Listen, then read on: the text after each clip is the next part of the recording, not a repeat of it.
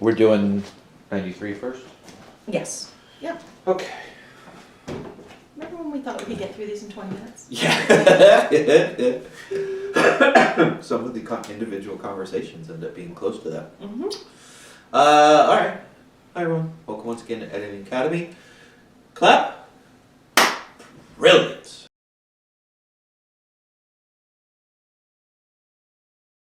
Thank you. Hey Laura. Hey, Daryl. What's the year that we're doing and what are the films, please? These are the films that were up for Best Picture in 1994 and were released in 1993. Ah, what are the films? They are The Fugitive, In the Name of the Father, The Piano, The Remains of the Day, and Schindler's List. Yeah, this was not an uplifting year. This was a slog, is what this Yeah. was. This was individually well-made films, but oh my god, it was a depressing chunk to get through. Yes. I gotta tell you. Some of the other ones, not so much, but we'll dive into that. Okay, Alright. so my new thing, the top 5 moneymakers for the year. Right, yes. Number 1 was Jurassic Park, followed by Mrs. Doubtfire, then The Fugitive, Schindler's List, The Firm, and Indecent Proposal. I did 6 because The Firm and Indecent Proposal were within like 100,000 of each Okay. other. I think I did not see Indecent Proposal in the theater, but I saw the rest of them in the theater. How about you? Schindler's List I did not. Oh yeah, I didn't see Schindler's List in the theater. You're right. I'm sorry. Did not see Mrs. Doubtfire in the theater. Never been. I was not a fan. Other notables that came out that year, though, The Age of Innocence, Philadelphia, which was another big nominated film, What's Eating Gilbert Grape, Tombstone, Falling Down, Sleepless in Seattle, Groundhog Day, True Romance, Menace to Society, The Joy Luck Club, So I Married an Axe Murderer, Benny and June, which is a fan favorite for sure, California, and This Boy's Life. So a young DiCaprio into That's movies. right. That's right. And a bunch of different, like Johnny Depp was in a couple of those, Yep. and you know you've got a bunch of people in a couple of those. Yep. Emma Thompson was in 2 of the nominated movies. That is true, yes. Mhm. All right, again, Double I go dipping. alphabetical. Do you want to start with The Fugitive? Let's start with Fugitive. Okay, probably the most big popcorny one out of all of them. It was certainly the most fun to watch out of the 5 of them. Yes. All right, The Fugitive, directed by Andrew Davis, co-written with Jeb Stewart and David Twohy, T-W-O-H-Y, I'm not sure how to pronounce that. It was based on a previous draft that David had written. It was then, of course, based on the 1960s television series, which in itself was loosely inspired by the trial of Sam Shepard. And the film stars Harrison Ford, Tommy Lee Jones, Celia Ward, Joe Pantoliano, Andreas Katsoulis, and Jorian Krabi. It was nominated for a bunch of stuff, surprisingly. Best Picture, Best Supporting Actor, Best Cinematography, Best Film Editing, Best Original Score, Best Sound, and Best Sound Effects Editing, and it did win Tommy Lee Jones an Oscar. All right, fun facts. First of all, I think everybody knows that the most watched series finale is MASH, Yeah. a television show series finale, but very close, and I don't know if it's second or third, but it's in the top 5, is the series finale of The Fugitive. Really? Which was a pretty cult show, and also when you think about the time frame where not a lot of people had televisions Yeah. and were watching the same show, that was appointment TV. It's in the top 5. Wow. And then the fun fact about so that's The Fugitive IP. And then the movie itself, most of this was filmed in Chicago, Yep. at the locations where they happen in the film, including the actual 1993 St. Patrick's Day Parade. Really? All of the stuff that happened where he was being chased through the parade, he filmed in the parade. Wow. So pretty cool. Interesting. Mm-hmm. Okay, this is Harrison Ford at his height where he could just pick and choose his own projects and guaranteed it was going to get made and most likely be a blockbuster because this is right in the heart of that for him. Mm-hmm. The first time I saw this, I kind of walked away saying, all right, that was fine. And then when I watched it this time, I kind of walked away saying, yeah, that was fine. Very fun movie, light and popcorn. Yep, That's pretty much 100%. super fun movie. I enjoyed it. I thought Harrison Ford did a great job. Loved the chemistry of him and Tommy Lee Jones. never would have pegged this as an Oscar contender at all. Nope, and I'm honestly surprised that it was. Mm-hmm. I am curious, based on the other 4 films and how heavy they were, if maybe they were like, hey, let's throw in like a big moneymaker that year. It could very well be. I wouldn't be at all surprised. Or like you said, like at the height of Harrison Ford, the height of Tommy Lee Jones, and and it was a probably complicated shoot, and Yeah, it sure. had a lot of different things that were happening. So I guess I could give it to it on that, but no. Yeah, I was kind of flummoxed. We've talked in each decade, this is a very 70s film, it's a very 80s film. Yeah. This is a very 90s film. Yes, absolutely. The soundtrack is 100% 90s, and to me, like, way overly dramatic. Like, they were Yes. hammering you like, hey, this is super exciting action Yeah. now, or, yeah, you need to feel a little introspective here. Like, hitting you over the head. Yeah. It is very quick that we get the plot of the movie, which essentially is just a chase movie. Oh yeah, It's absolutely. like we're 5-10 minutes in, and boom, we're off to the races on the Mhm. chase. The initial setup was important, sure, so that you could understand where he was before and what he's now going through. All of that was fine. I don't think they even needed to spend as much time as they did establishing it. You could pretty much just kind of jump into it, which is mostly what they did. Yes, it really is. One of the things too I think is interesting is we needed to see Tommy Lee Jones quickly, Yes. because this was Tommy Lee Jones' movie. Yeah. I mean, Harrison Ford was great in it, but it was really I thought it was Tommy Lee Jones' movie to win. He did Yeah. kind of steal it away from Harrison. Yeah. As far as the just being on screen when he was there, he's absolutely mesmerizing throughout the entire thing. Totally. It's the Tommy Lee Jones that we come to know later, that more stoic kind of almost occasionally winking at the camera, but not really Yeah. 100%. He does have in this movie one of my favorite movie lines of all time, which is the "I didn't kill my wife, I don't care." I totally agree with you. Great And he line. pulls it off beautifully. Yeah. And of course they do the mirror at the end is, hey, I thought you didn't care, and just Yeah. don't tell anybody. I really Which did like kind that. of ruined it, actually. Like, going back to that at Yeah. the end does take away from that. But Takes away some of whatever. the power of it. One of the things I didn't like about Tommy Lee Jones, and it wasn't him personally, was his kind of crowd that was with him. Not any person in there was individually drawn out at all. No, they were just supporting cast. 100%. Exactly. Like I knew Joe Pantalone, I knew some of the actors. Didn't care, didn't know who they were, didn't know their backstory, didn't care about them at all. They were just 100% support. 100% support. What I did like, though, is that by following them, as an audience member watching, the chase is a very pragmatic chase. So Mhm. as an audience member, you're getting 90% of your information through them as they're talking with each other, explaining things, which I did think, as an audience member, kind of help you navigate through what they're doing and what their intent was. It did. So it gave a lot of support to the story, and I thought that was well handled. But yeah, you're right. They were all just 100% support. You're right, because they could have had it with Tommy Lee Jones being like, and now I'm going to do this, and now I'm Yeah. going to do that. Instead, he's like talking to his people about, we've got a search here, and have you thought about that? And so it is a little more interesting than just the exposition dump, which I hate. Yeah. And I also do think the action sequences were great. I mean, Yeah. that bus crash was phenomenal. I thought that was really interesting. Running through the tunnel and that whole piece. I never liked, even in the moment, and I don't like it now, jumping off the dam, because he'd be dead. Let's be honest. This isn't even the jump that that Butch and Sundance did. This is he would be dead jumping off that dam, Yeah, and it wasn't realistic at all. No, the chances of survival of that, not just Yeah. and being 100% fine, are pretty much 99.9%. It's not going to happen. Absolutely. You would have at least had a broken bone, Yeah. or he didn't even come up winded out of the water. No. And what did you think about the bad guy too? Because also I knew the bad guy was the bad guy from the moment they showed him. Yeah, there was no mystery in this at all. Is he going to catch him, not who did it. That's one of my problems with 90s films overall, is that the bad guys in films, there was no gray to them. They Yeah. were just 100. We saw this in Ghost, we saw this in a couple Yeah, others yeah. already.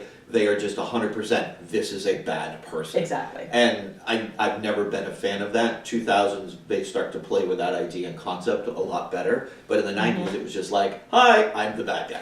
Or at least they're, like later on, they become more interesting villains, like Hans Gruber. Like, horrible, horrible villain, but boy, he's fun. Yeah. Something along those lines.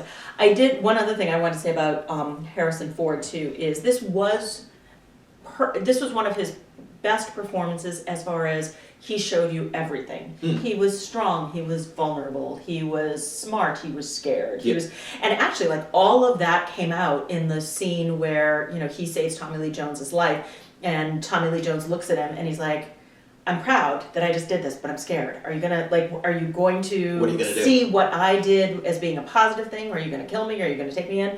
And you saw that all across his face with no dialogue. And that's a pretty talented actor right there. One of the things with Harrison Ford over the years, and a lot of stars of his caliber, sometimes you can forget because of the movies they're in. How good they are. Yeah, that they're actually really good actors Yes. because the movies they're in don't require a lot of that. You're correct in this one, he does have to go through range of emotions, far more than we've seen in some of the other films.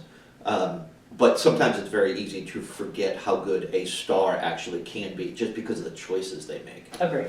Nope, I agree. So, given these 5, fun, good time.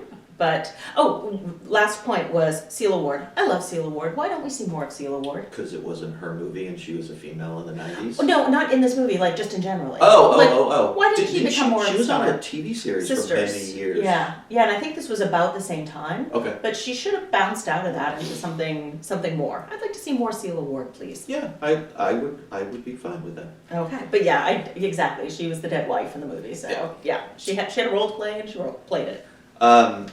So yeah, I don't really have a lot to say about this. It was fine. This is probably the 3rd or 4th time I watched it. I don't ever desire to see it again. No. But If it's on, I wouldn't necessarily change the channel. yeah. Yep. Okay. All right, gonna move on to In the Name of the Father. In the Name of the Father, co-written and directed by Jim Sheridan. It's based on the true story of the Guilford Four. It was adapted by Terry George and Jim Sheridan from the 1990 autobiography Proved Innocent, the story of Jerry Conlon and the Guilford Four, written, of course, by Jerry Conlon. Stars Daniel Day-Lewis, Pete Postlewaite, Emma Thompson, and was nominated for Best Picture, Best Director, Best Adapted Screenplay, Best Actor, Best Supporting Actress, and Best Film Editing. It did not win anything. Alrighty. Here are a couple of fun facts. Okay. First of all, this is the highest grossing Irish film ever. Really? Yep, it beat out The Commitments for that time. Oh, because that was going to be my guess. Like, I thought The Commitments was a massive success. And it just beat it out. Okay. And then the second part was, as it was doing the credits at the beginning of the movie, I saw the name Mark Sheppard, who is one of my favorite actors, and I was super excited. He played his friend Patty. He also plays the demon Crowley on the Supernatural TV show. He is one of my favorite terrible King of Hell demons that is just super fun. He was also, he had a reoccurring role in Battlestar Galactica, the reboot. Yep, love him, and I was excited to see him.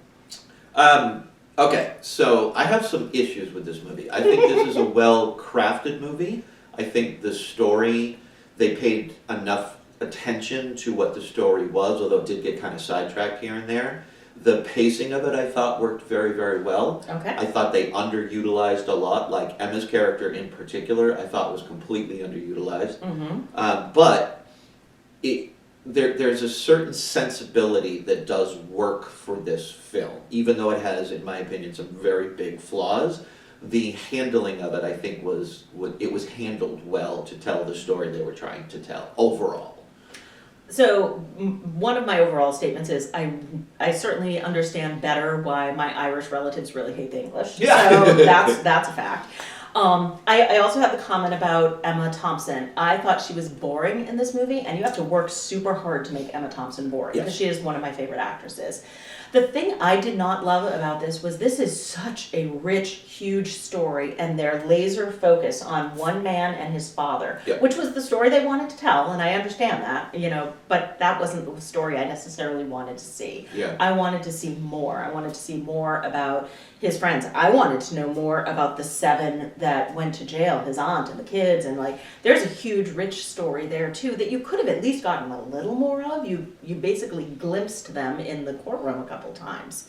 And I get that it was supposed to be about this man and his father, in the, you know, obviously in the name of the father, but I don't know, it could have been so emotionally heart-wrenching, and it didn't catch me. It did have moments, and I'm going to get to one of Okay. those in a second, but there are also choices that the film made. Like, in all honesty, it opens with the bombing right away. Yeah. And that, to me, for the rest of what the story was, is almost unnecessary. Mhm. I get that it's like, it's supposed to be this big jarring moment, but then we're like 20 minutes of just sitting back. He's, when he's in London, just basically being a hippie until they come and grab him. That there was no need for such an impact in the beginning and then sit for 20 more minutes. I get that they were trying to establish what he was and then take all of that away from him so that it would have more of an impact, but I honestly don't think the bombing was necessary to show at all. I don't think it served the purpose they wanted it to. The only see, I actually liked it starting with the bombing in the beginning, and the only reason is because you actually at least understood why the English were so angry. Oh, And okay. why, so Yeah. for me, it set up a little bit about, without that, the English have no motivation for why did they screw these people over so horribly badly. And it's like, well, it was a bar that catered to English soldiers and the violence that was ripped through them. And so like it at least gave them a tiny bit of motivation and didn't make them just, you know, one-dimensional horrible people. I guess what I'm saying is the showing of the bombing, you can have conversations about the bombing and I think establish the same thing, because that is such an impactful way to start a film, and then there's no follow-up for that. Like that moment doesn't really get followed up with again for a very long period of time. So that's what I'm questioning. Like, why show the bombing? You can talk about it, you can do things to have that moment be impactful and still kind of show the things you need without actually showing it. Because it's like, woo! And then, like nothing for a long time. I agree that the placement maybe didn't work, that they should have started with him and his story and where he was and all of that. I think you did need to see the bombing because, again, without that, you're not feeling what actually happened. Sure. But it doesn't have to happen at the beginning. So I see what you're saying there. But talking about when it did pull off some of its emotional moments, I think the most impactful moment in the entire film is when the verdict is read and you follow his character into the cell and they close the door, and in the background you just hear his aunt wailing. Yeah. That was a big moment. Like, I got goosebumps and I have them right now just even thinking about it. Yeah, that was well so handled. well done. Yeah, that was beautifully done. But it was one of the very few moments that happened like that in this movie for me. Yeah. Nope, I agree with you on that.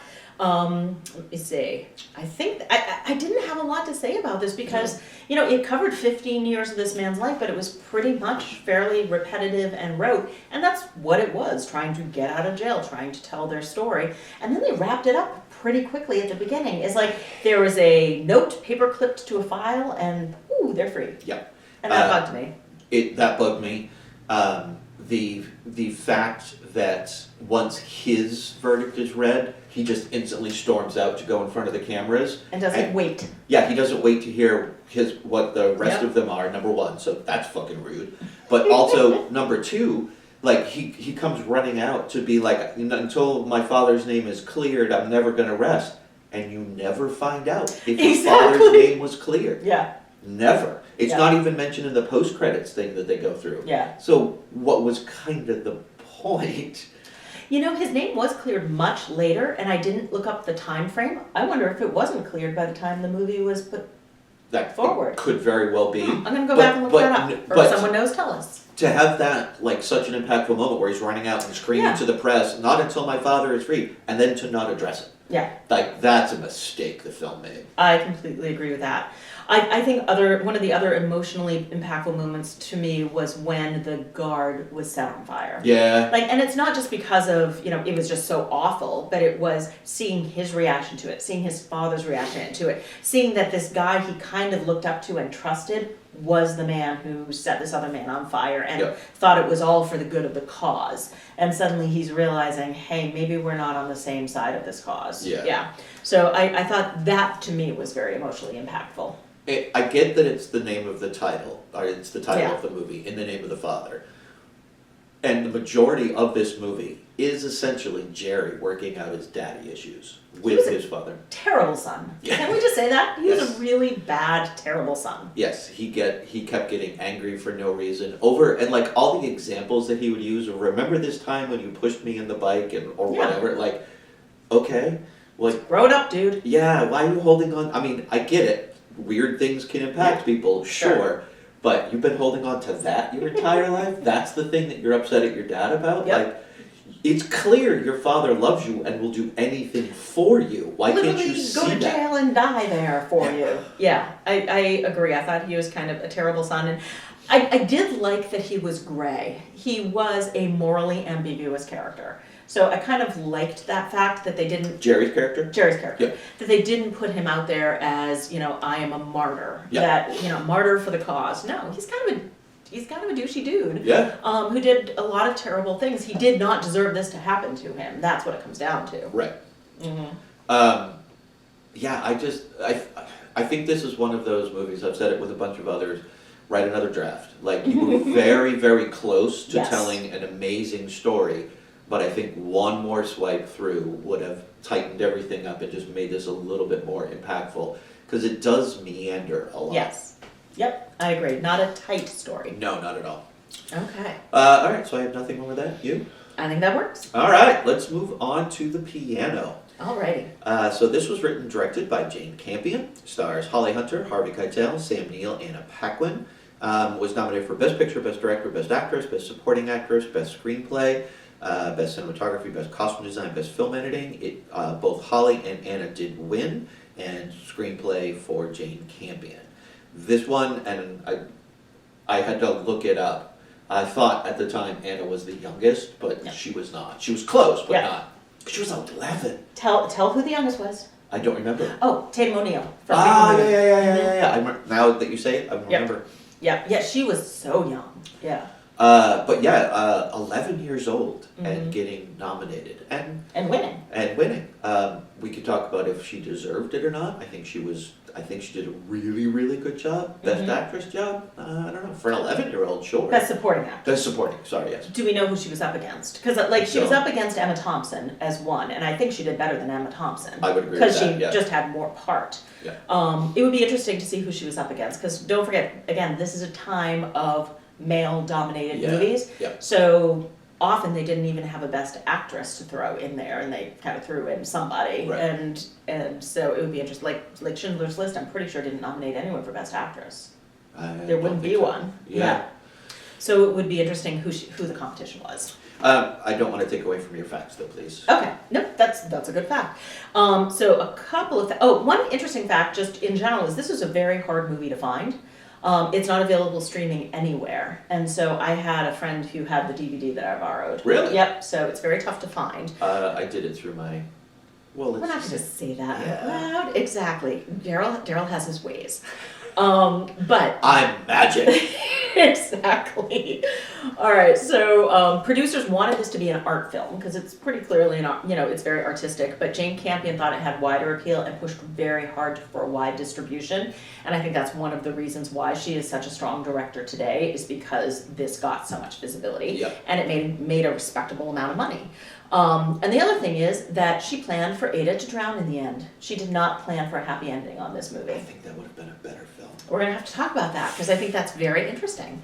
I have very mixed feelings about this movie. I thought, I do as well. like, the number one thing, and I think this is true, and I'd be surprised if you didn't agree, is beautifully shot movie, gorgeous movie. I mean, like the way it is shot, frame by frame, lovely to look at. One of the things that along those lines that was so compelling to me is normally these big, beautiful, lush movies are like on an African vista and full of color. Oh, it was so dreary. Yeah, this one was so gray, but still beautiful. Yeah. And that's hard to pull off. That's a really good point, and this is one of those movies too that we've talked about that was gorgeous in the large vistas and beautiful in the small Yep. one-on-one moments. The way those things were shot too, like some of the scenes between especially her and Sam Neill when he was trying to force himself on her, like, and her just solid body, the way she held her body, like that was so scary and well done, and was scarier than if she was fighting him. Yes. In my mind, and I just thought that was beautiful. Just it really held your attention. The whole movie kind of held my attention. I just don't know that I liked it. Yeah, that's kind of my problem. I had seen this when it came out, and I remember, again, pretentious 20s being like, this movie is amazing, go, women power. And watching it again, I was like, this is a very well-crafted movie. It's incredibly excellent. I just don't know if I like the story. The story is hard to kind of get into. Yep. There's not a lot of moments where you can kind of ground yourself and you're not really cheering for anybody. No. All of the characters are kind of not great people, except for the child. There's no hero in this movie. No, not at all. And in fact, Sam Neill's character, for most of the movie, you're kind of on his side. You're feeling a little bit of, not pity necessarily, but you're definitely empathizing with him until he goes full on Looney Tunes, and then you're questioning But then where he did reels that it back come in, from? exactly. But then he reels it back in and gives her the ending that he thinks that she wants. So I wrote in my notes, I feel very bad for Sam Neill, which makes me feel very concerned for myself. Because it's true, like, he is a sympathetic character. He really is. He is trying to do the right things. He is waiting for her to be comfortable with him before they have their marital relations, which was not done in those times. He is trying to be a good person, and then he goes batshit crazy, tries to force himself on her, and chops off one of her fingers, which is not really the right response to what's going on. No, not at all. And again, it's such a switch, and I don't know if that was intentional, like, because it had been built up in him for so long, I'm doing the right thing, that suddenly he does literally snap. And if that's not the case, then we needed something else. Well, that's the way I read it, with a little bit of a twist also of, I am doing all of these wonderful things, I am trying, I am doing all of these things, and all the things I want from her, she is giving to somebody else. To somebody else, yes. Who is not her husband, who is not doing the right things, who is, like, again, a sailor who's taken on with this tribe, and he is not a gentleman, and all of these things that I am not, and yet that's what she wants? F her, And it is slightly weird because he is, again, being the patient one, trying to have her come to him naturally to make her comfortable with that. The other character is forcing her to do these things. Yeah. And ultimately, I guess what we're supposed to take away from the film is that's how she found her love, because she does end up with him at the end, even though he was doing these not so nice things to her. And the nice person obviously did have like moments, but the nice person she could not connect with. Right. He definitely, the Harvey Keitel character was in a way forcing her, but in a way also giving her agency. Of, it wasn't I'm going to force you to do this, is I will give you this if you will give me that. Correct. So it was still some kind of agency, whereas she basically at some point was going to have to sleep with her husband, whether she wanted to or not. In this way, she was actually in some way making a choice. And I agree with that 100%, but then it makes you question the motivation, and her motivation is her piano. Yes. And how much she loves her piano, which because obviously goes towards the end of it. And for me, I understood it. I knew what the point was being made and why she was doing it, but I didn't get it. Yeah. I needed something. I have no idea what it would have been, but I needed something to know why that piano meant so much to her. I get it. It was an outlet for her. It was comfort for her. It was all of these things for her. But for some reason, there's a barrier where I can't put that with the other. I can't connect them. I think the piano was her in some respects. It was her voice. It was her way to express herself, and it was her voice, because when the piano is gone is when she tries to find her voice again. Right. So she will not express herself in any other way when that piano's around. Okay. No, and once the piano's really good. gone, that's when she realizes, I'm going to have to find a different way to express myself. So I feel like it's a part of her, a Horcrux, so to speak, for those Harry Potter fans out there. No, okay. I actually never had done the substitution of the piano is her voice, but when you look at it that way, that's the connection I needed. Okay, so I got it now. All right, thank Excellent. Good. Glad to help. I don't know in any way that it's right. No, that's how I get through the night. I think you are, because that's the only way that a lot a lot of this does end up at the end of the day making sense, even the ending where she lets the piano go. Mm-hmm. Yes, exactly. We're gonna get to the ending in a minute, but I got a Yep. couple more quick things. I loved the use of sign language in this. Yeah. Because we often had no idea what she and her daughter were saying to each other, Yep. but I didn't know the words, but I know exactly what they were saying. Yeah. Or at least I knew the emotion or the feeling behind it. Yeah, and no, I I thought agree. that was such a good thing. Because we talked about Children of the Lesser God, Yep. about how what's his name had to keep speaking Marlee Matlin's lines for her, and it bugged the crap out of me. And seeing it this way, you can do it without speaking the lines, and that was just so beautifully done. I love that. No, correct, and all the props to Holly for doing this entire Yes. movie and all of the emotion coming through just her body Yep. and her emotions. There was no sound whatsoever. And so I believe that she deserved the Oscar, and it's not because she was playing, Now, this was not Oscar bait for her. She was doing an incredible job with the role that she was given. But I agree with you that you didn't need to know the exact words of what she was saying, because the emotion, the intent, the communication was still 100% there. exactly. So speaking of the Oscars, so Anna Paquin, I thought she was amazing. I thought she did such a good job as a child, and just acting so genuinely as a child. She was like, I am not going to call him Papa. And then later you notice she's calling him Papa. She so prefers Sam Neill to Harvey Keitel, and you can see how that grows on her. And then the scene where she brought the finger to Harvey Keitel and she's just screaming and crying, because she did that in some ways. She defied her mother. Yep. And said, no, this is going to get you in trouble, you need to go, which is a very childlike thing to do. Yeah. Dad told you not to do this, so I'm going to tell Daddy on you, or Papa on you. And then she realizes that she had a role in what happened. And I just thought her outburst and her crying, and they can't get her to even speak because she's so upset. I thought that scene alone won her the Oscar. Yeah, she was, again, it goes back to the Jodie Foster of it all, but being that young and being able to handle emotion and convey that correctly, because like 11-year-olds, they play, they do live in their own world, so it's easy to pretend, but to convey a lot of that emotion like she was able to do, that's not something most 11-year-olds can do. I mean, they generally have to feel it to be able to show it. They can't pretend that. Exactly. So yeah, she was amazing. All right, so you think that she should have drowned at the end? I do. I think it would have made for a more compelling answer and closure to the story. I think in some way living and having her be with Harvey, I don't know if that works for me. I've been thinking about it a lot. I don't like that as an ending. I get it. I understand the setup. It went all the way through. But I don't know if it works.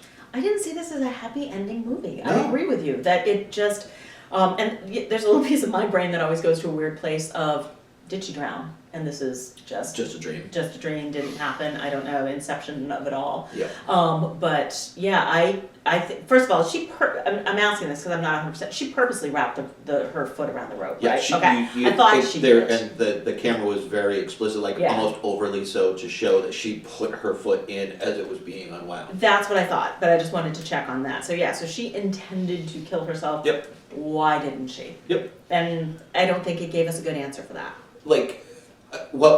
Because we can't be in her head, even though she vocalizes, we can't be in her head, and her vocalizations do not give us any indication of why she changed her mind. Exactly. What was the thing that suddenly changed her mind? She was very adamant about getting rid of the piano. Part of me, just the dick in me, was like, well, why didn't you just leave it on the beach? Why didn't you put it in the boat and then get rid of it? But obviously you need that for the end of the film. Of course. But still. But yeah, so I don't know. I kind of want, if you're going to have her survive, then I wanted some sort of rationale for why. Yeah. Nope, I agree with you completely. So, it's one of those that it's a beautifully made movie. I'm glad that I saw it. I've got some thoughts, great performances, but I'm not going to rush out and watch it again, and I'm going to return that DVD because I never plan to watch it again. I think This one is also a very good example of the importance of scene work. I talk about that a lot on here, that a scene has to establish something, no more, no less, it's just a thing. And Jane Campion is great at this is what exactly needs to happen. And sometimes it's 3 or 4 things that are happening in a scene, but they're not overtly long. They're like, each scene does exactly the things that it is supposed to do before you move on to the next one. And again, sometimes it's multiple things. She's very good with that. Yep, I agree. Have you watched Power of the Dog? Yes. I haven't. I need to. It's a lot like this. It's so incredibly well crafted, but at the end of the day, walking away going, I don't know. Okay. All right. Excellent. All right. Shall we move on to Remains of the Day? Remains of the Day. Okay, Remains of the Day. The one that I thought was Howard's End. So that was last year. Same cast. Yep. Remains of the Day, adapted from the Booker Prize-winning 1989 novel by Kazuo Ishiguro. The film was directed by James Ivory, produced by Ishmael Merchant, and Mike Nichols, who had not done anything with them previous, I don't believe. Which is, and we'll get to this, why I think this has a different, even though it's a Merchant Ivory film, it has a different feel to it. I agree with you. And adapted by Ruth Prower Javavala, sorry.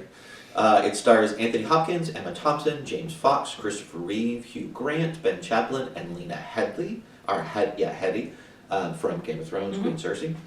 It was nominated for Best Picture, Best Director, Best Actor, Best Actress, Best Screenplay, Best Art Direction, Best Costume Design, Best Original Score. Did not win anything. Go with some facts. So, first of all, like, that cast, can we just talk about, that is a spectacular, a lot amazing of them very cast. young, though. Like, Yes, very, very young. Up for the main part was Meryl Streep. She was up for the role, and she found out that she didn't get it by reading in Variety that Emma Thompson got it. Wow. And so she very famously publicly fired her agent as a result. Don't make Meryl mad. So, that's a horrible way to find out, like reading Vanity Fair one morning. Oh, that movie I thought I had, I did not get. Especially if you're Meryl Streep. Yeah. Like us finding out we didn't get it that way, that's gonna happen. Meryl Streep, not so much. But admittedly, I mean, she was definitely respected at this point, but she wasn't yet Meryl Streep. She shouldn't have gotten this role, I would actually argue. I would argue as well. That it's an Emma Thompson role. Yeah, I agree. All right, so what do you have to say about Remains of the Day? Because you love this movie. Out of all the Merchant Ivory, this is by far my favorite, and I do enjoy this movie. This is my kind of romance story, where it's nothing is overt, everything is underplayed. It is all not necessarily behind the scenes, but like their love is told in small gestures and glances and the suggestion of things rather than the things themselves. Those are the kind of romances that I enjoy, and that is 100% this movie. There is nothing that is stated. The closest we ever get to stating of overt love is when his character's on the road and he's like, I'm going to rectify a mistake. Yes. That is the closest we get. Yep, exactly. I do question if the opening, the going back in time so quickly, does work as an opening. I think the 2 different timelines we have in this movie work very well and are very effective. Okay. I just don't know about that as an opening, going back in time so quickly. I'm not pro or con, it's just a question I have of does that work so well. Okay, interesting, because I kind of liked the way they they established here's where we are today, of this is what's going on, and then they pretty quickly get to who are these people, so I actually liked that. Okay. Like I said, I'm not pro or con, it's just a question that I have.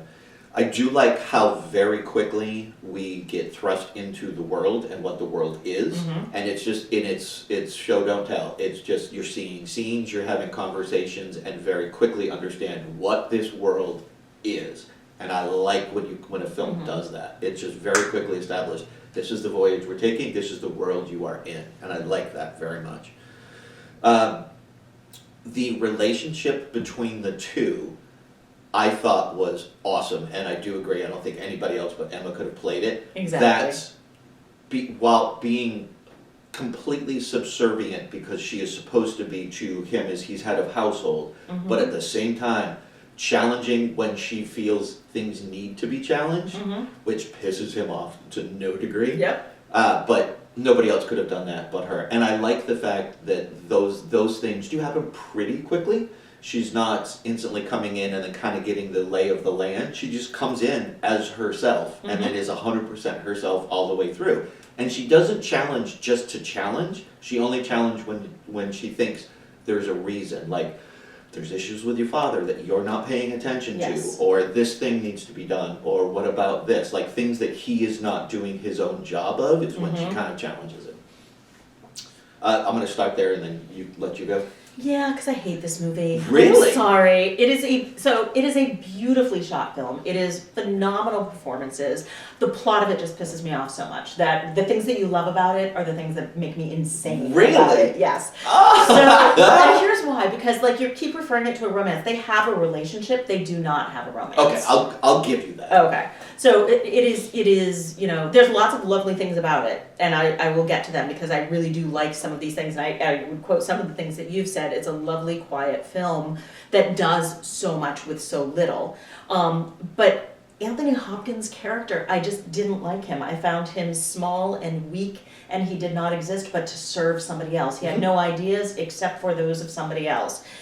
His opinions were the opinions of his lord, even though you knew from because Anthony Hopkins is an amazing actor and you knew what he was thinking, that he would never express those things. And, it was a time also when men had all of the cards. She did everything she could to say, I like you, I want this to go farther. She challenged him in every way that she could respectfully, and they had a great working relationship that was close.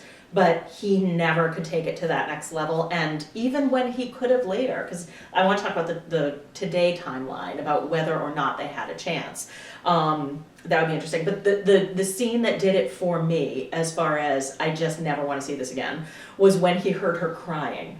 He had two choices. Yeah. Well, he had three choices. He could have done what he did, or he could have gone in and comforted her, which is not who he was, and he could not do that. Correct. He should have walked away. Yes, he should He not have should gone have just walked away. He could have heard her and known that he didn't have the emotional capacity to deal with her and walk away. But instead he went in and he was very clear that we have a professional relationship and that somebody who is here expressing emotion, I am not going to do anything about it. I do not show you that I care.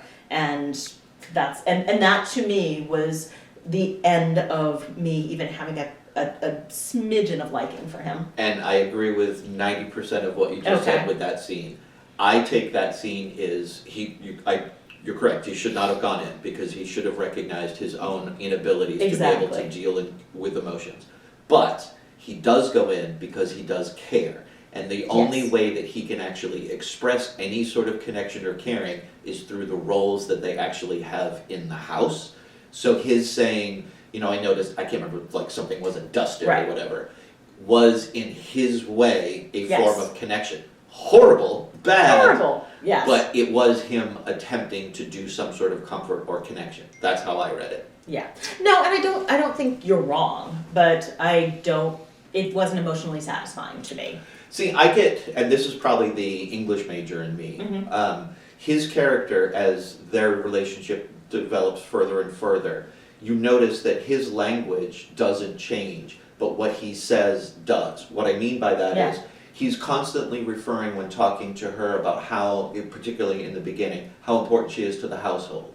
And then you slowly start to see that he's not talking about the household, he's now talking about himself, even though he's using the same language.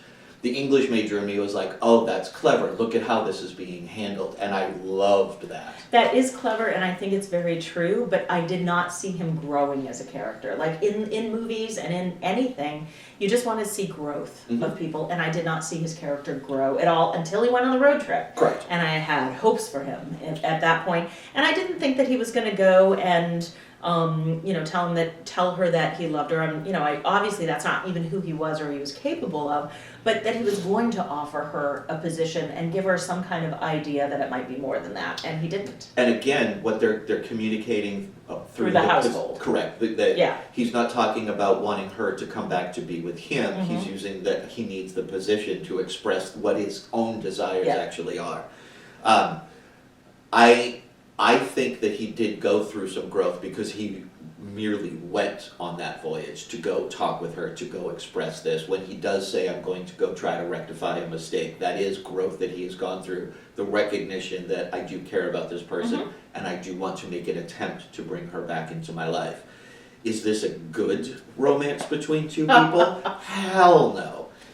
Is that growth, or is that exactly what he did when he tried to walk into the room?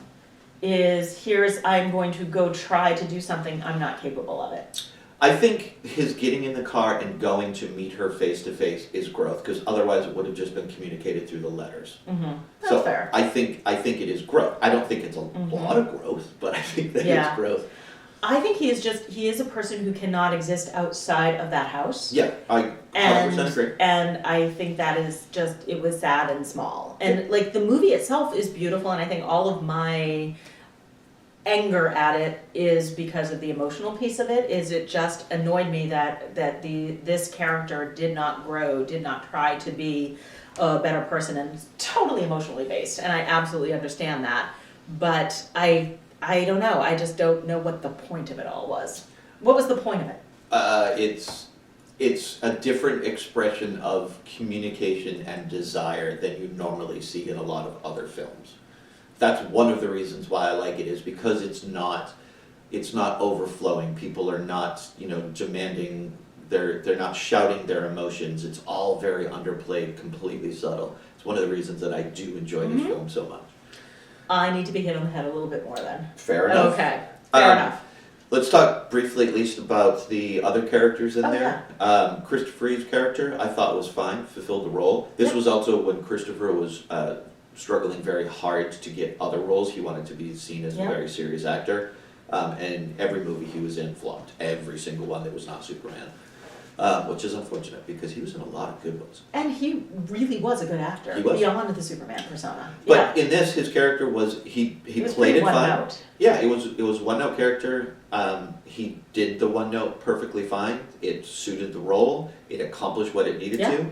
But that was it. Yep. And in fact, all the other tertiary characters, that's kind of what they were one note, just fulfilling their role and need, and that was it. Exactly. They were all spinning around orbiting around these two characters. Same with Hugh Grant. Yep. I thought the one that played the Lord, the one who was the Nazi, I thought he was, or up for appeasement, maybe he wasn't an official Nazi, but, semantics. I thought he was a pretty good character because he was fairly well-rounded in that he thought he was trying to do the right things. Yes. And boy, was he out of touch. He was out of touch, and I did like the fact that they put in, this is very, uber rich thing to do, but I did like the fact that they showed him after dismissing the two Jewish girls, because there might be some issues, that he did, in his way, come back and basically say, yeah, I kind of blew it on that one. That was a bad thing to do. All he basically says is, well, I regret that. Yeah. But I like the fact that that was put in because it did show that he was at least rethinking a lot of the things that he was going through and doing. And he tried to get them back. Yeah. Yeah. Yeah. They're dead now, but that was a good try. Yeah, it was good on you, sir. You do have a heart. Exactly. But all of the tertiary characters, they're just background for events happening so that the two principal characters can interact and you can see things. So honestly, while I thought the story was strong, it could have been anything. It really could have been anything. Yep, nope, I agree. I think for me, the thing that was, two things were really good about it was like I said, it was just beautifully shot, but also the performances. Emma Thompson and Anthony Hopkins, you can see you could hear what they were saying, but you could see what they meant behind the words. Absolutely. And any, two lesser actors could not have carried that.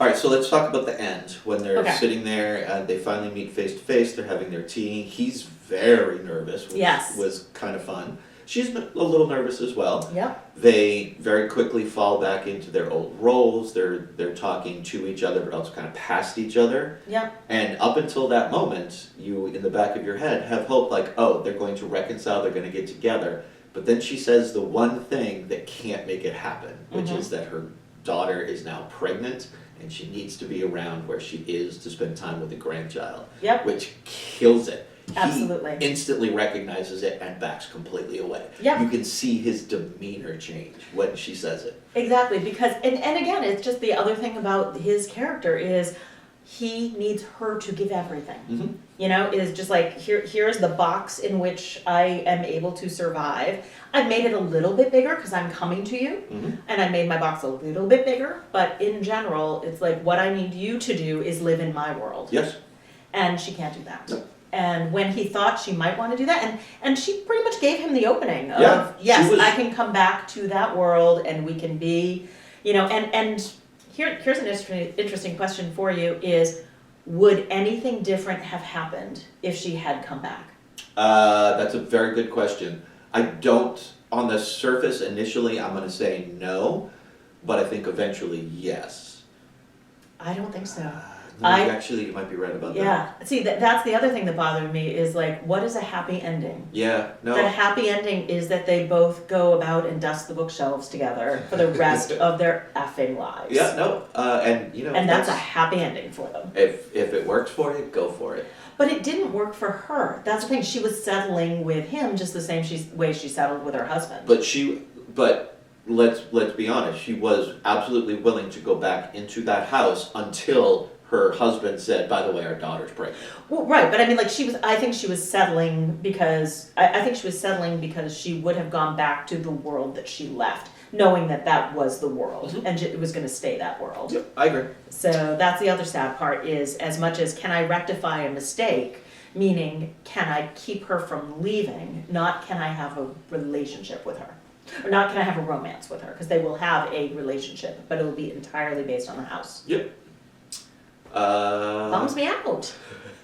And I can see that. The fun for me in this one is watching what they're saying, what they're not saying and doing while they're saying and doing things. That's the fun in this for me, and I really enjoy that aspect because it is played beautifully throughout. That's the enjoyment for me in this. It is. I think you're absolutely right. I think it's an excellent movie. I personally didn't connect with the story. I understand. Yeah, Sorry. fair enough. I haven't connected with a lot of them.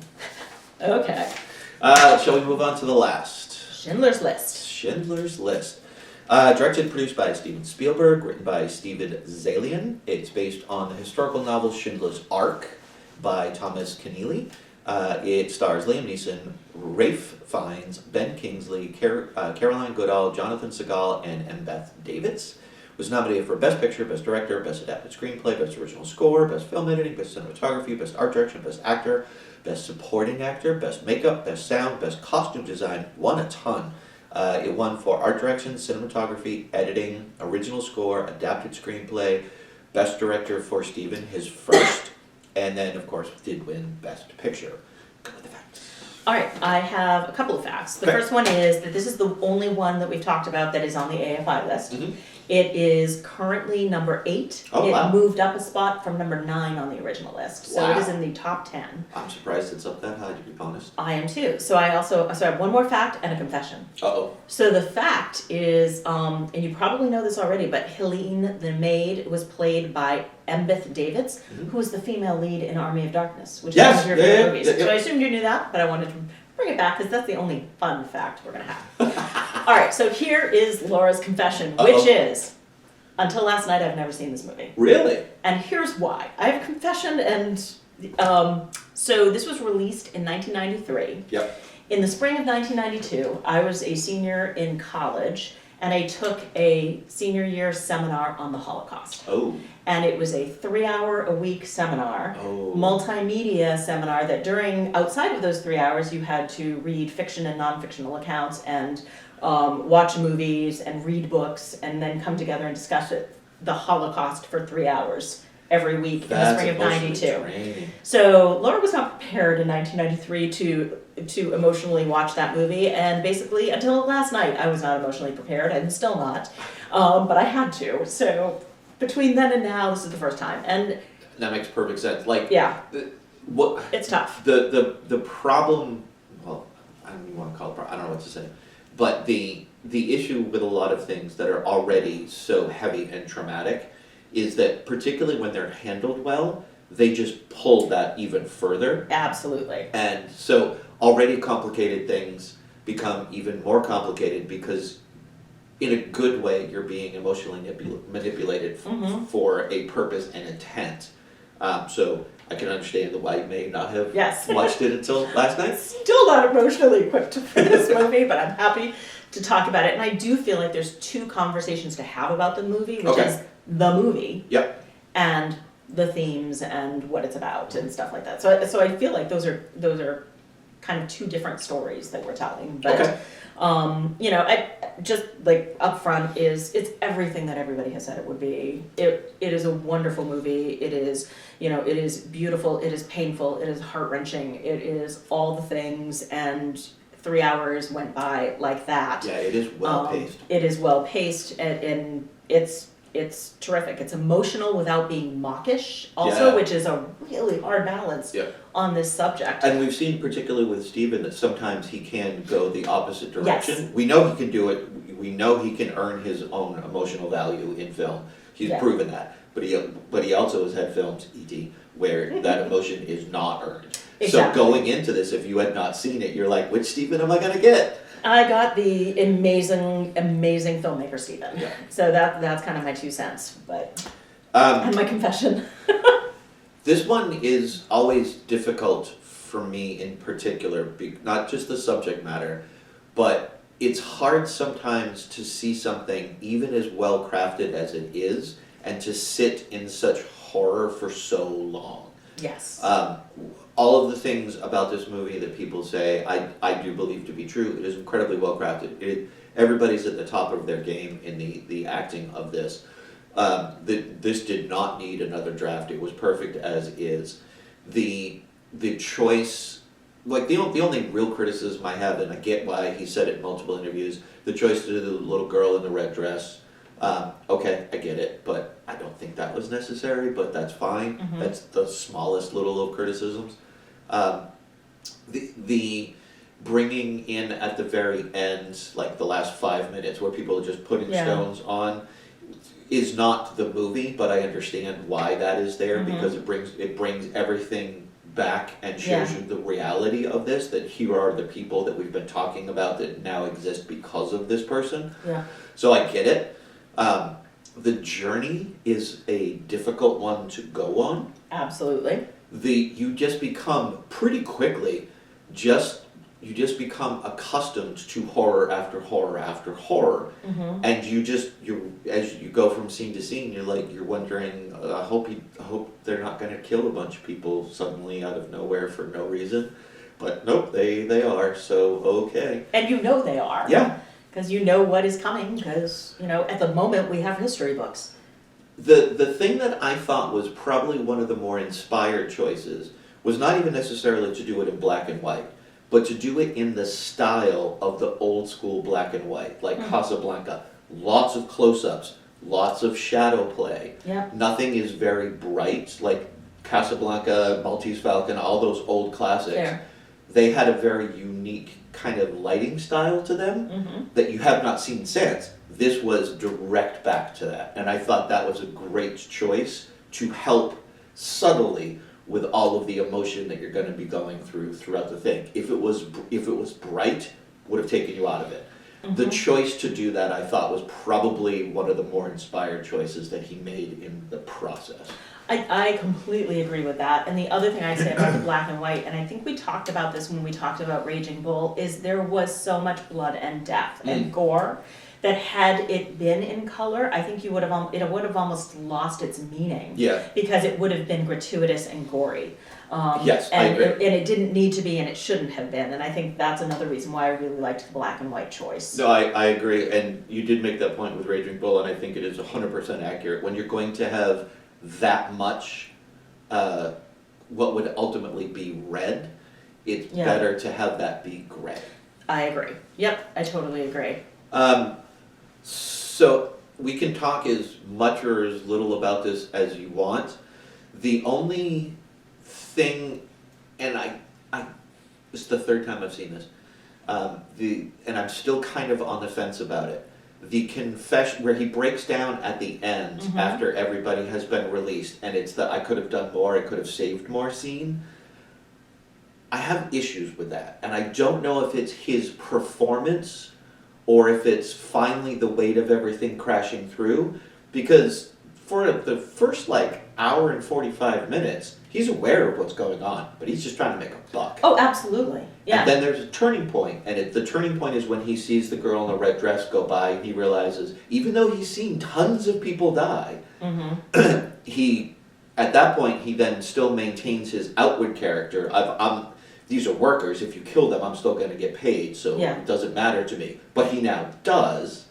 So that confession at the end, I call it a confession, I don't even know what else to call it, but that breakdown moment at the end, I don't know how I feel about that. I think it works, maybe it doesn't, I don't know. That's the only thing that I really do question. You get where I'm going? Yeah, I get where you're going, and I've got a question for you that Okay. might enlighten that a little bit, which is, and it's a weird use of the term, but is this a white savior film? Oh, You know, is this a little bit about hero Oscar Schindler right, saves the Jews? right. And is that, you know, is Well- it because it's because, and it does, and it's a true story, but is it because of that focus on him and what he did and how he could have done more and all of those things being so much focused on him instead of the story? Do you think that's the problem? That could be. I mean, you're 100% correct. This is his story. It is Yeah. it is his story of how he was able to do this, the person that he was, the person he became, and all of that. It is 100% him. It is a bit kind of white savior because he did literally save all of these people. Yeah. Is it that's a good question. I don't know. It's not the normal use of that term, and I No. understand that, but does it follow the tenets of it? It's just, I don't know, it's just kind of an interesting thought to me. And so I have a couple of questions Sure. as well around that and his confession at the end. I liked it. I thought it did work because I thought like it kind of all brought it back to him. Just a little bit of kind of one of the things we're seeing today is so many people have abandoned their humanity because it doesn't impact them. Right. And so, like you said, when he saw that girl and it kind of brought it home, it's like, oh wait, these are actually people and humans. And Yeah. and from that moment on, it is how it impacted him and his humanity and it impacted him personally. So I thought it was just more of how it impacted him and what could he have done and what if he'd started earlier. And I thought his performance was great. I actually really liked that part of it. So it worked for me personally. I go back and forth. I think it does work, and then I question whether it works. I don't know, and I don't think I'm going to find a resolution anytime soon. Yeah, I know. I totally agree with you. One of the other points. So here's probably a super unpopular question, and I loved the movie. So many people died. There was so much brutality, the loss and the futility, and he did an amazing job showing that. And again, I'm talking not only about the movie, but also about what happened. And for me, like the child hiding in the latrines and the look on his face, and I know that was used in a lot of PR for the movie, but that was amazing. No one we had an emotional attachment to died. That is true. That bothered me a little bit. They suffered, but nobody actually died that we had an emotional attachment to, and that kind of That bothered me. That had to be obviously. It had to be a conscious choice. I'm sure he made that as a filmmaker, and I don't know why. Yeah, I mean, historically, those people did live, so I don't think you would deviate that far. Like someone who was killed would suddenly be alive. Somebody who worked for Oscar Schindler must have died. Right. So, but we chose not to show those people. Right. And I wonder if it's because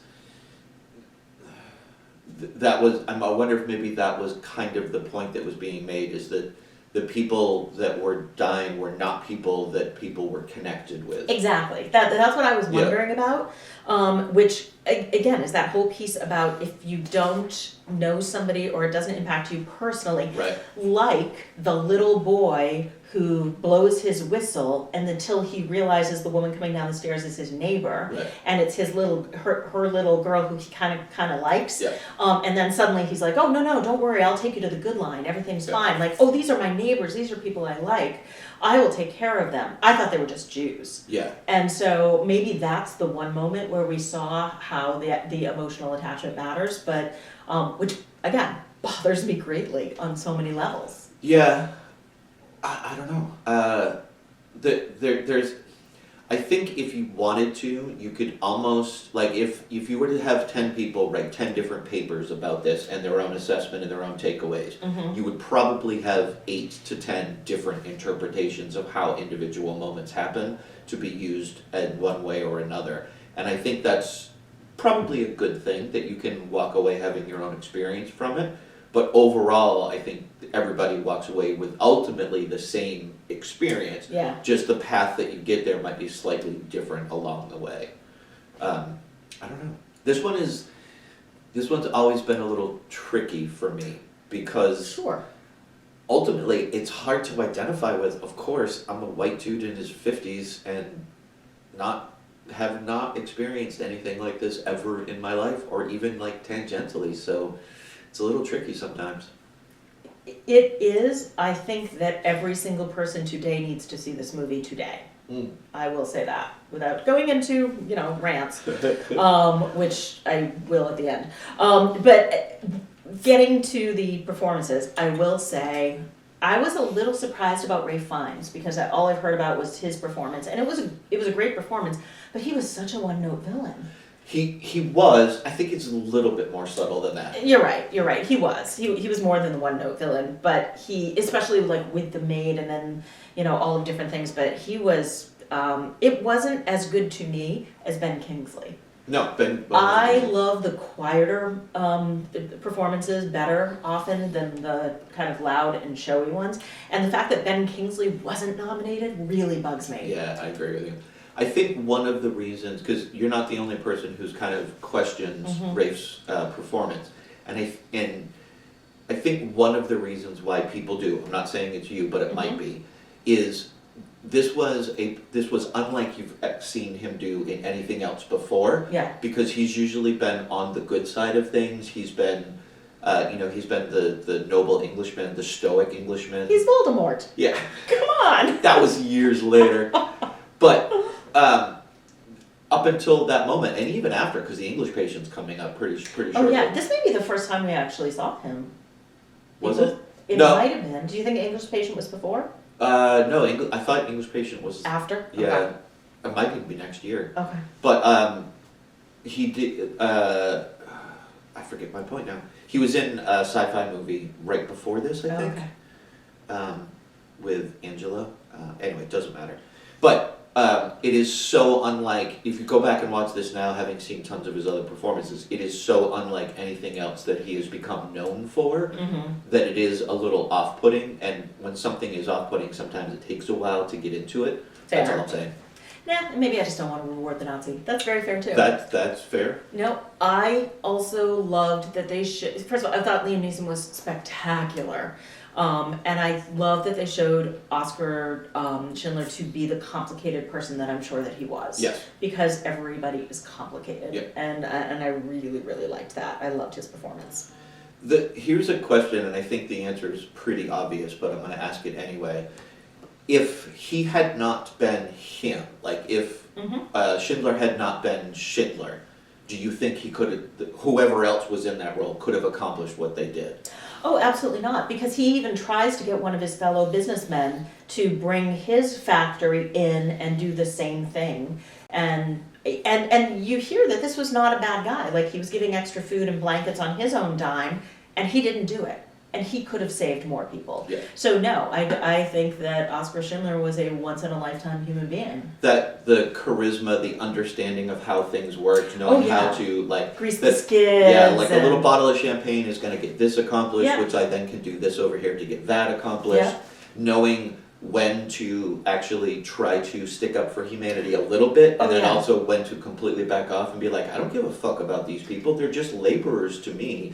You're interfering with my ability to make money. Yeah. Like, knowing when to do that and when that was appropriate, like, there's a skill set there. Oh, I thought it was brilliant, and I thought it came out in the railroad cars on that super hot day when he's just like, I'm just going to sit back and I'm going to have my little drink and I'm just going to watch people suffering and dying and I'm just going to play my cards right and be like, you know what would be great? Why don't we just give him a little bit of water? Because, you know, I mean, we might as well. And then everyone's laughing. You're giving them hope, blah, blah, blah, blah. And he's like, I know, right? You know what? We could screw the guys down at the other end, too. If we bring the longer hose, let's do that. Let's play that game. He played that brilliantly. Yeah. And I don't think anybody else could have played it that way. I agree. Because if they were onto him, he would have been dead. Yep. Well, he kissed the Jewish girl and went to jail. He did. He definitely made Which an was a error little- in judgment there. Was a little weird. Like, we know he's a bit of a horn dog. Okay, Yeah. fine. The whole scene when his wife shows up and Yeah. that was fun. Mhm. But that scene was a little weird. Like, it's his birthday. They're congratulating him, and in my head, now that I've seen it 3 times, I'm like, was it intentional? Like, did he do this on purpose so that the word would get around that he did it? Because otherwise, it just seems odd. Foolish. It seems like a foolish mistake. Was it a mistake? And I don't know the answer to that. Yeah. Okay. Yeah. So I don't know, but yeah, I thought it was gorgeous. The fourth wall breaking at the end, because it was still technically, I think, part of the movie. Didn't the directed by come after The Grave with Oscar Schindler? Or I think did it so. come before? I think it did. So I looked at it as still, they broke the fourth wall Yep. during the end. I liked it, but like you, I did not consider that to be part of the movie anymore. Yeah, I get why it was there. It was to bring everything that you just Yes. watched home to make it real. Yep. So I understood it. When it's hard sometimes to look at a movie, particularly something like this, and there are many movies like this that we'll watch over the years, to look at it as just a movie Yeah. anymore. This is no longer just No. a movie. No. So it's hard. So as a concept of a movie, that does not belong. But as a concept of being more than a movie, having more impact than just being Yes. a piece of film, then absolutely it belongs there. And also, thank God some of those things were done, and also thank God some of the things that Steven Spielberg has done to capture people's memories and histories. Because, this took place 50 years after liberation. So it's amazing that many people were actually alive. And Yeah. now, 30 years later, I would be surprised if any but the youngest children were still alive. Yeah. And, thank God that some of those memories have been captured. And we'll probably revisit this one as we go through Spielberg films later on, but there's something to be said, and I'm going to make a fairly bold statement, that when you have something of impact that you are trying to tell a particular story, it is very helpful to be incredibly close to that story. You can tell the story from a more emotionally honest place. Mm-hmm. Give you an easy example of what I'm talking about, we can come back to it. This movie versus Amistad. I've never seen Amistad. Okay. Yeah. It's a slavery movie Yeah. that he directed, but he has no attachment to it, Okay. so you don't get the same impact. Mm-hmm. I mean, it's brutal and horrible and all of those things, but you don't get the same impact as you do with this because I think personally because he didn't have a connection to it. Whereas Yeah. this one he absolutely did. Yeah. Anyway, I have nothing else to say about this. All right, I'm just going to break the fourth wall Oh. and say just very quickly that history matters, Yes. that this story matters, that every person is a human being, and that it doesn't start with furnaces. I will completely agree with all of that, and thank you for saying so. You're welcome. All right. I'm going to go out on a limb and say that, oh my gosh, you agreed with the Academy this year. I don't know who wouldn't. I believe that Schindler's List was the best movie of this and many other years. Yes. I completely agree with you. It was by far the best crafted one. And I'm glad this year is done because it was a difficult slog to get through. It was Quality painful. movies, absolutely. But, every once in a while, let's have a good movie that's also kind of fun. I'm looking forward to that. So I don't know if it's going to happen for us in the 90s, but I'm looking forward to it. All right. right. Sounds great. Thanks, Thank you. everyone. Bye-bye.